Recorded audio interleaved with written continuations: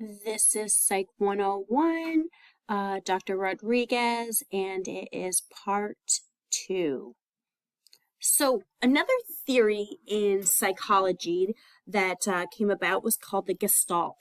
And the Gestalt theory or Gestalt approach says that you can't break people down based on one little behavior or one tiny part of their conscious experience.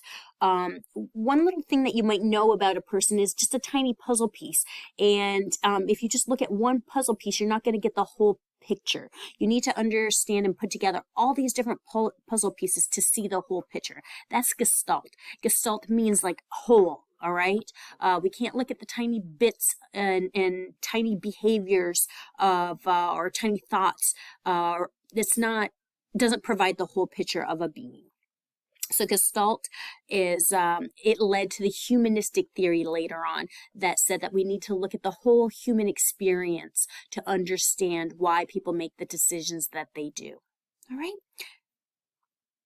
Behaviorism is another set of theories, is another theory that explains human behavior. Behaviorism, or the behaviorist approach, is all about learning.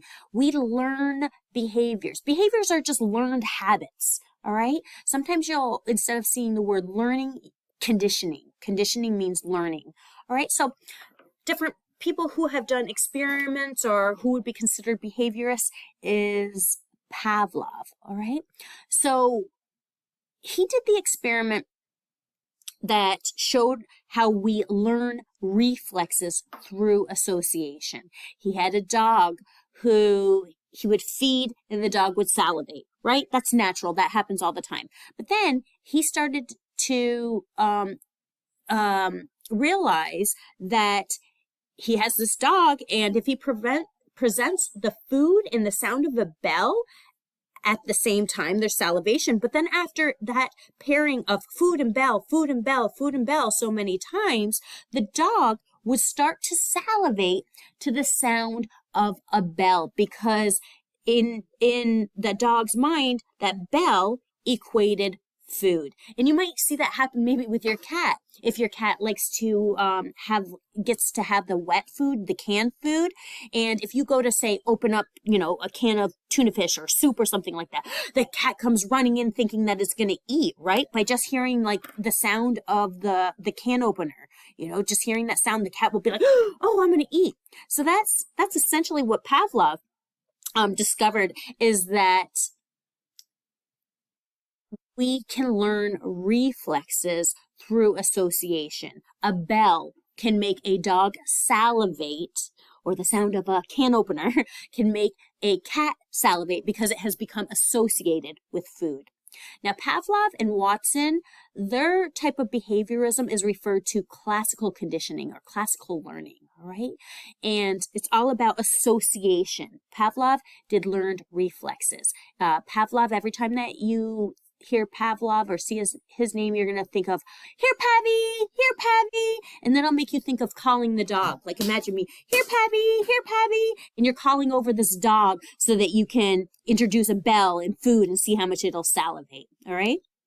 And then Watson did the Little Albert study. Little Albert is the name of this baby that at first the baby was introduced to a white rat. No problem at all. The baby was curious, wasn't crying at all. Then, after a few times, then the baby was exposed to not just the rat, but a loud sound that scared the baby at the same time.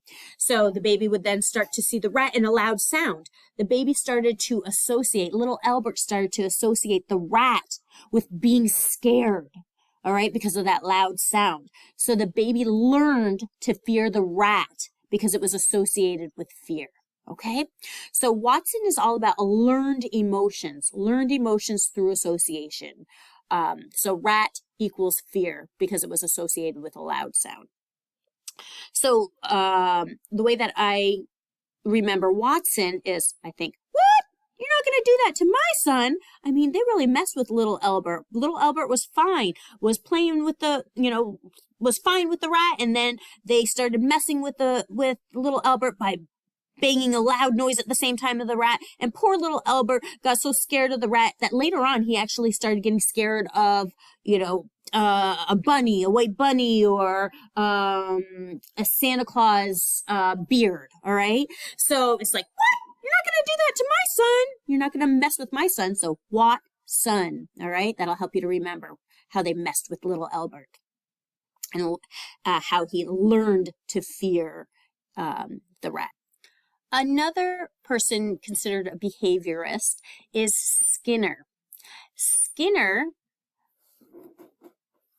did experiments with the Skinner's box. It's all about rewards and punishments, that we do behaviors, we learn behaviors based on their consequences. So if we did a behavior and we got rewarded for it or reinforced for it, then we're going to do it again. If we do a behavior and we get punished for it, we're going to do it less. So Skinner figured this out, this whole rewards and punishments, this reinforcement and punishments and how that equals behavior through the Skinner's box. He would put different animals, it could be a bird, a cat, a rat, in these boxes with little levers or loud noises, or some of them even had like shocks in there. And the animals would learn that if it hit one lever, it would get a treat.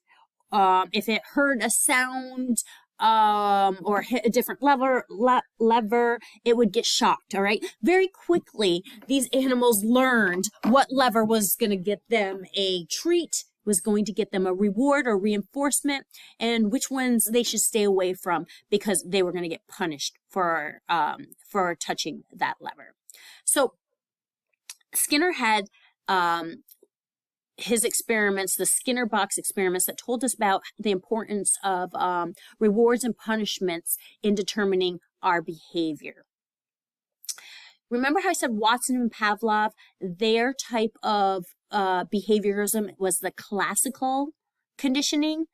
Skinner had the operant conditioning. So whenever I see operant, I see the rant word in here, and a rant is kind of like when somebody goes off, on something. And I think about how my parents would go off on these huge long rants when I would do something wrong. They would lecture me about how I disappointed them, and they would continue their rant about how it's going to take a long time to get back their trust. So their rants were just the worst punishments ever. I just always felt so bad afterwards. So their rants were a punishment. So every time I see operant, I see the word rant, and I think about my parents' rants and how it was a horrible punishment. And it helps me to remember the bad punishment. A rant is all about those punishments or rewards. So operant conditioning is rewards and punishments. The way that I remember Skinner's name is, I think that about how a bad punishment would be to be skinned alive, all right, if I push the wrong lever. So Skinner, I always think about being skinned alive if I push the wrong lever, and that'll help you to remember the rewards and the punishments, all right? Now, Bandura is another behaviorist. There's different, he's kind of considered a few different, he can be lumped into a few different theories, but let's talk about him now under behaviorism. And I don't think the first chapter of our textbook got into Bandura, but we will talk about Bandura more in the future. Now, Bandura had the Bobo doll experiment, all right? Bandura his experiment showed us how we learn behaviors through observing others and thinking about them, whether or not we should do it. So the Bobo doll experiment was, they had this blow-up doll, all right, this Bobo doll. It's a blow-up doll, and kids saw adults beating up on it and looking like they were having a fun time. And the kids that saw the adults beating up on it and having a fun time, they then went in and they started beating up on these Bobo dolls, all right? So this monkey see, monkey do. They learned to do this behavior based on observing others doing it and looking like they were having fun. And the kiddos that saw maybe the adults doing it and not looking like they were having fun, or them getting in trouble for it, they were less likely to do it again. So we learn through observation. So whenever I see Bandura, when you see band, it kind of looks like bang a little bit. Bandura, bang, bang, bang. First few letters are the same. So I think of Bandura, bang, bang, bang, bang, bang, the Bobo doll. Bang, bang, bang, bang, bang, that Bobo doll. And the kiddos saw the adults banging that Bobo doll and they did it themselves. And so that's how I remember Bandura.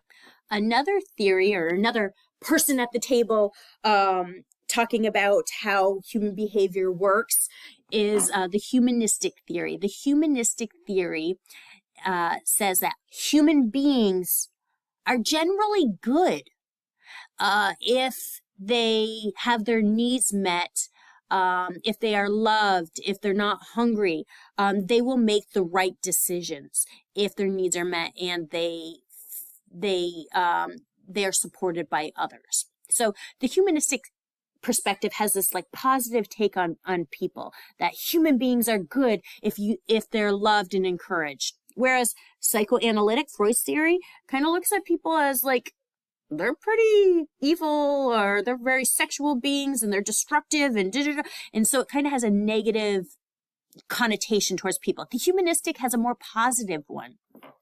Says that human beings have free will. They'll make good decisions based on if they have their needs met.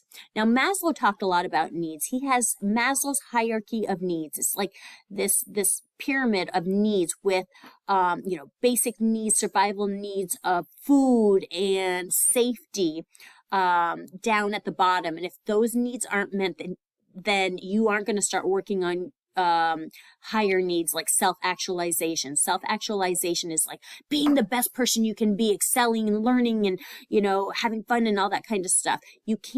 Maslow said that you can't work on becoming the best person that you can be if you're struggling with these basic survival needs. Rogers is a humanistic theorist.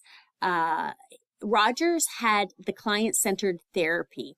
He said that human beings are mainly good. They just need love and support. So main components of the client-centered therapy that Rogers is known for is that therapists should give unconditional positive regard. They should give support and be empathic and genuine in their interactions with the client. And if they do that, then the client will then heal themselves, essentially, because they will feel supported. Another theory is the cognitive theory or the cognitive perspective. And this one places a lot of emphasis on how we think about things, that our thinking equals behavior. So if we have irrational thoughts, that leads to maladaptive behaviors. That if we believe that we have to be perfect at everything, that can create a lot of anxiety in somebody. So if you change your thoughts and you go, I don't need to be perfect at everything, not everybody needs to love me, that can reduce your anxiety. So the cognitive perspective is all about thinking. It's all about what's going on in our mind and how we're processing information.